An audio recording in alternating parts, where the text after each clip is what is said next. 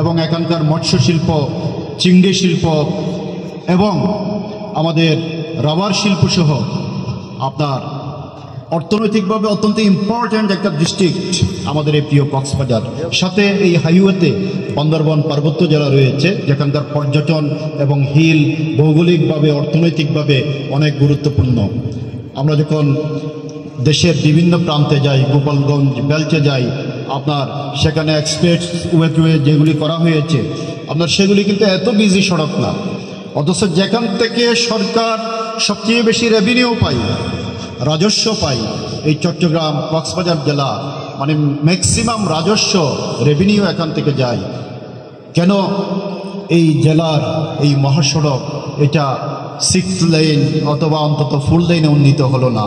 আমরা কি কোনো সৎ মায়ের সন্তান? কেন আমাদেরকে এত বৈষম্য করা হলো?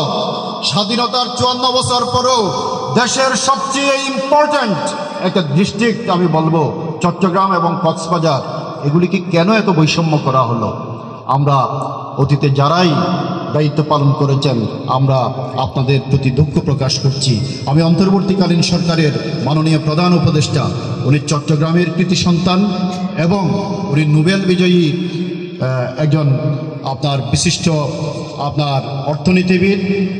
তিনি এই বিষয়টা আমার মনে হয় নলেজে নেবেন। আজকে উপদেষ্টা মহোদয় এসেছেন, আমাদের সাদিক কাইয়ুম ভাই ওনার সাথে কথা বলেছেন। আশা করি ইনশাআল্লাহ এটা 4 লেন, এটা 6 লেন হওয়া উচিত, এটা দ্রুত বাস্তবায়ন হবে। আজকের এই প্রোগ্রাম থেকে আমি এই মহাসড়ককে 6 লেনে উন্নীত করার জন্য জোর দাবি জানাচ্ছি। প্রিয় উপস্থিতি, আজকের বক্তব্য দেওয়ার সময়টুকু আমি সাদিক কাইয়ুম ভাইয়ের জন্য রেখে দিতে চাই। আমরা কথা বলতে পারবো বিভিন্ন সময়, ওনাকে সবসময় পাবো না। আমি শুধু এইটুকু কথা বলবো, গত জুলাই বিপ্লব আমাদের ফ্যাসিবাদকে বিতাড়িত করেছে।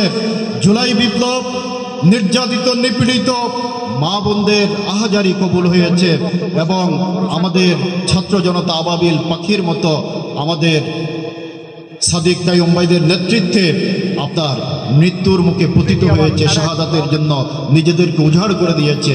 পুলিশ অফিসার আপনার বর্ণনা করছিলেন আপনার আইজি এবং হোম মিনিস্টারকে, স্যার একটা হত্যা করলে, একটাকে গুলি করলে একটাই পড়ে আর বাকি চারদিক থেকে আরো চলে আসে।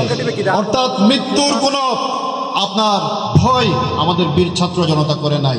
জীবন দেওয়ার জন্য প্রস্তুতি নেওয়ার কারণে, আপনার সাহসের সাথে জীবন দেওয়ার কারণে ফ্যাসিবাদের পতন হয়েছে। আর আজকে আমরা যাকে পেয়েছি তিনি সেই ব্যক্তি যার আহ্বানে, যার নেতৃত্বে বীর ছাত্র জনতা উজ্জীবিত হয়ে জীবন দেওয়ার জন্য তৈরি হয়েছিল।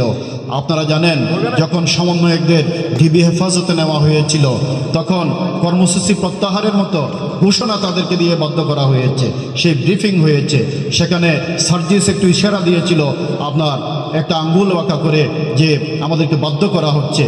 আর 8 দফা আসছিল একদিক থেকে, সেই 8 দফা এবং কর্মসূচি প্রত্যাহারের মধ্য দিয়ে জাতিকে, এই আন্দোলনকে যখন বিভ্রান্ত করা হচ্ছিল তখন সাদিক কাইয়ুমের মোবাইল থেকে 9 দফা আপনার মিডিয়াগুলোকে দিয়ে পুরো জাতিকে নতুন চেতনা এবং আন্দোলনে নতুন সঞ্জীবনী শক্তি দিয়েছে।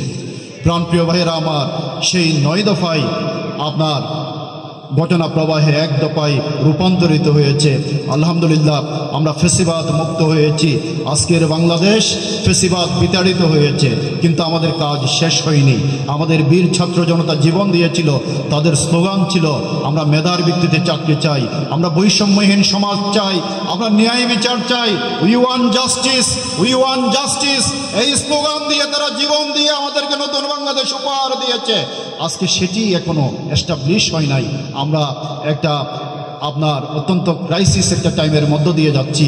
অন্তর্বর্তীকালীন সরকারকে ফেল করানোর জন্য আপনার পলায়নকারী ফ্যাসিবাদী শক্তি এবং আধিপত্যবাদী শক্তি মিলে প্রতিনিয়ত ষড়যন্ত্র করে যাচ্ছে। এইরকম একটি মুহূর্তে দেশের নাগরিক সমাজ, ছাত্র সমাজকে আগামী নির্বাচন পর্যন্ত একটি গণতান্ত্রিক সরকার, একটি সুন্দর গণতান্ত্রিক ব্যবস্থা প্রতিষ্ঠিত না হওয়া পর্যন্ত আমাদেরকে সজাগ থাকতে হবে। কবি যেভাবে বলেছেন, নহে সমাপ্ত কর্মমোদের, অবসর কোথা বিশ্রামের।